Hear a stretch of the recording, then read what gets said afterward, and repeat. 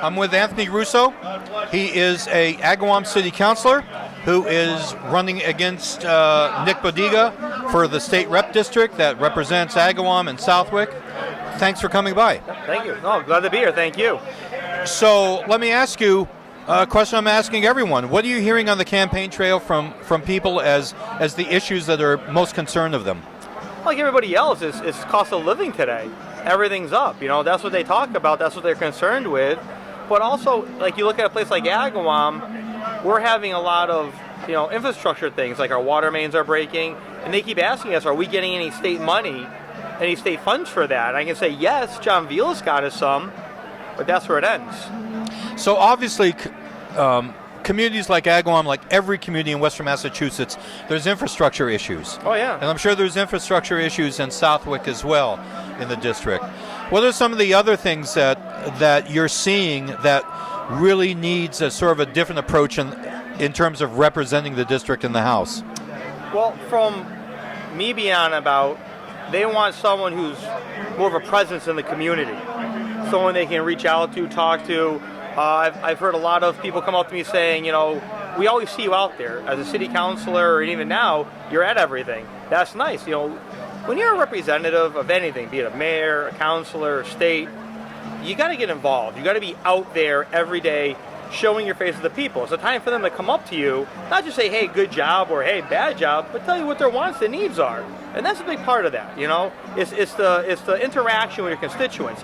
And that's something that I've had people tell me that they really appreciate about what I do, and they hope to see more of. Okay, so would you say that your experience as a city councilor is really sort of preparing you for this next political step in terms of representing a district in the House? I'm sorry, I couldn't hear over the music. I lost half of that with the music in the background. Okay, take two. So do you think that your experience as an Agawam City Councilor is preparing you for this next step as a prospective member of the House then? To a point. I've talked to a lot of friends of mine who have gone from, in different communities, have gone from either school committee to that or city council to state rep. And they say, you get a little bit of experience, but when you get there, you're going to see it's very different. They go, don't think because you got legislative experience in the city, it'll be the same at that level. And that's what they're telling me. I'm trying to learn about it, so I'm reaching out to a lot of people that I know who sit in those seats, who've gone from council or school committee to that level. So yeah, it prepares you, gets a little bit more comfortable, gets you a little bit, you're dealing with resolutions and ordinances and legislation, dealing with the people, working with the executive, the mayor's the executive of the city.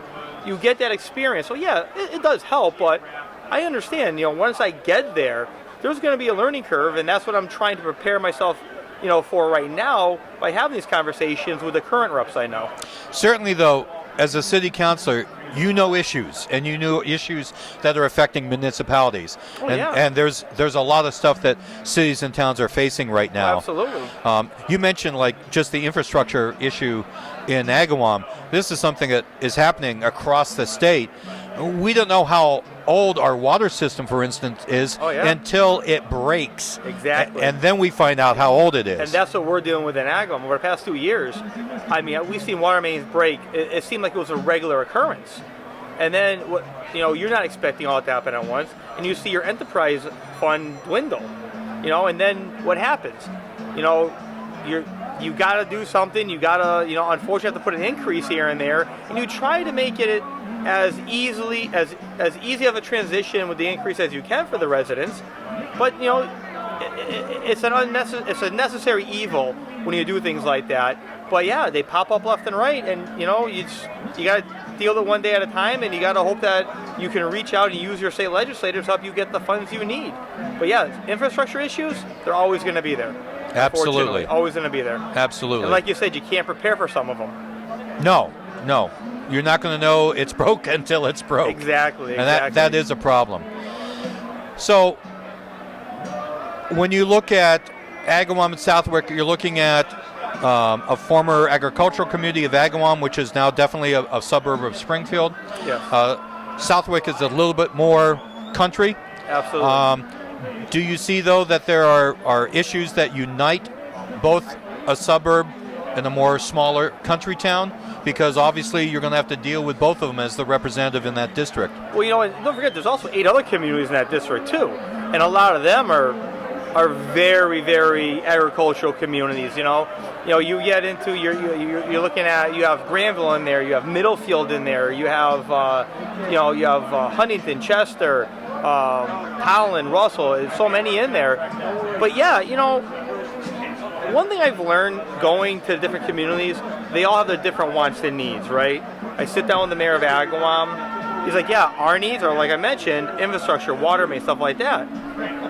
I go to Blandford, and I had a meeting with their town administrator and the head of their select board, and they were telling about their issues with the fire department and any funding for the fire department. It's very unique, this district, right? You have some communities with almost no tax base.